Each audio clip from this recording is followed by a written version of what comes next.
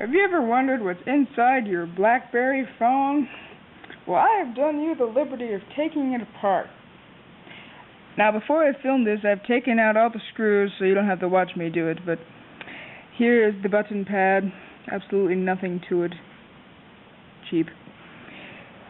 And here's the back. Still nothing to it, although it's pretty cool. Take out the SD card like this. Kind of sticks in a little tray. And I'll pull off the front. Had to unsnap it, even though there's still screws.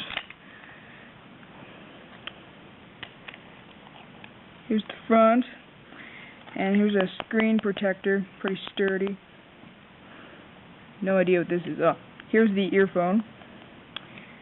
Cheap. And here's the main unit. Not much to say about, but here be the camera. That's the camera. Here are the links for the thing. Actually, no, this is for the speakers. This is for the earphone. SD earphones, charger, vibration unit here.